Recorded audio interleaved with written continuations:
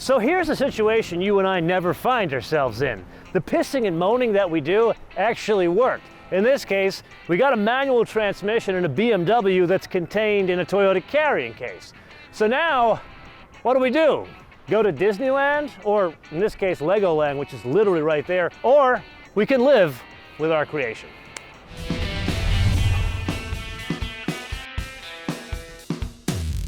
So if you and I are going to understand what it's like to live with a Supra fitted with a manual transmission, what better way to do that than drive in traffic? 3,389 pounds, or depending on express your weights and measures, 1,573 kilograms. As a refresher, this is 22 pounds lighter than the automatic. With that, welcome to Orange County, California. Now recap, we covered on the track the acceleration on this. Magnificent. It's a very quick car. I would argue it's downright fast. It's one of those cars that you don't think of as fast because it's not some sort of crazy engine. It's an inline BMW turbocharged 6.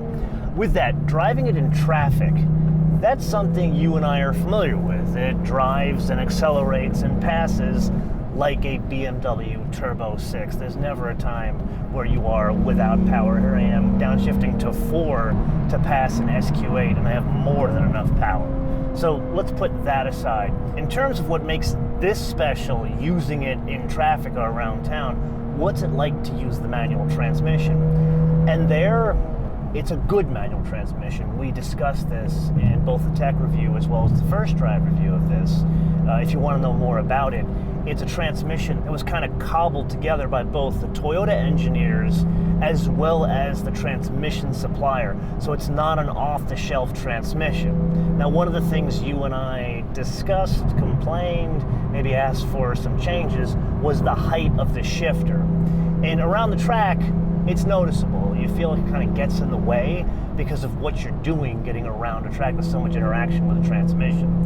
Here, I see now why they went for this height of shifter. If you think about the daily use case, you're going to interact with the HVAC system. The screen here or down here, the height keeps your hand out of the way of this and this.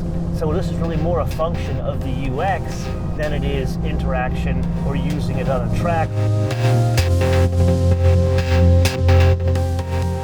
So greetings from the LBC, specifically just south of Long Beach Airport, and it is time for the most living with update of a Toyota Supra, and that is putting gas in it. Now, you and I have driven many BMWs before.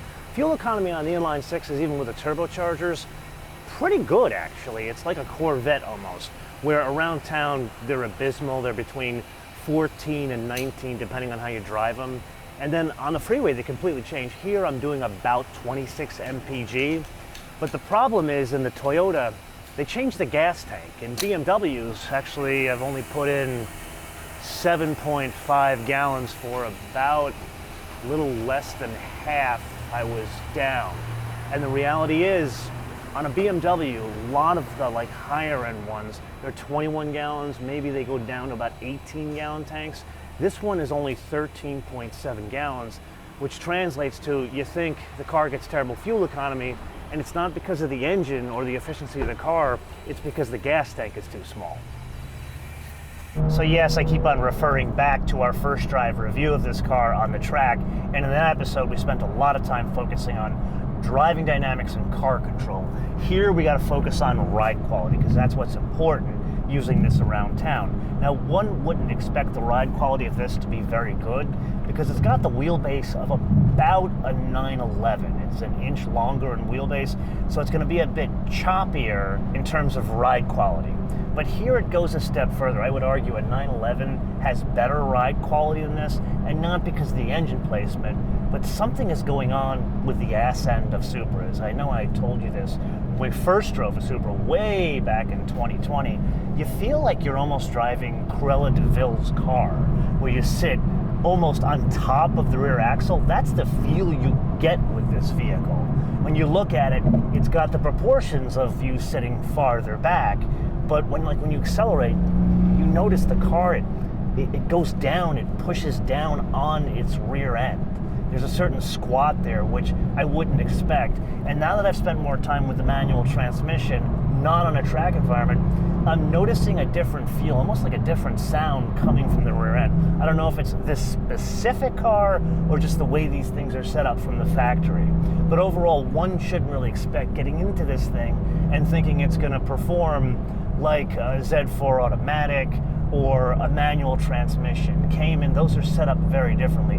This, I don't know if this is so much a bad thing, it's just very different in ride quality. Yes, it is indeed that time again to play your favorite game on the options game with today's contestant, something that was already featured in a round of this game recently, but here want to give you a refresher, especially with the stunning color of this one.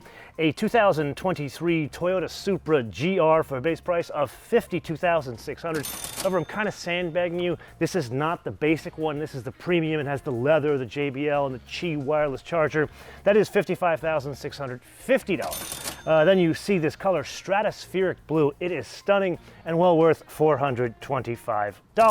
Now this is fitted with a driver's assist package, which I don't believe we discussed in the previous first drive review. That package brings about adaptive cruise control, blind spot monitoring, and other safety doodads for $1,195. Then the only other thing we pay extra for is the destination and handling for $1,095. Now, as most of you know, this is not built in Japan, but it's also not built in Germany. Rather, it kommt aus Österreich. Then that brings us to a total retail price of $58,865. Okay, if this is something we have to live with on a daily basis, let's get to the items that annoy the crap out of me. First and foremost is the thing that is staring you in the face, and that is the steering wheel. It is probably one of the ugliest designed steering wheels I have ever seen in my life. The rim is not thick enough. You can definitely tell it came from a BMW, but they wanted to change something here. I don't know what the hell they were going for. Maybe it's like, oh my God, we got to make this look different from the BMW. Anything would be good. No, anything would not be good. It's too much in your face in a very claustrophobic environment. And then there's something attached to that steering wheel, and it is the horn. Hopefully you can hear that. It is the most anemic, pathetic sounding horn. The horn that was fitted to a Käfer, a bug, way back in the day, was better than this. Come on. Yeah, it's a Toyota, but it's still a BMW. Can we have like a German sounding horn? Maybe one of those like dual note city and country horns? That would be wonderful. I know it's asking a lot. And then something incredibly strange. The visors.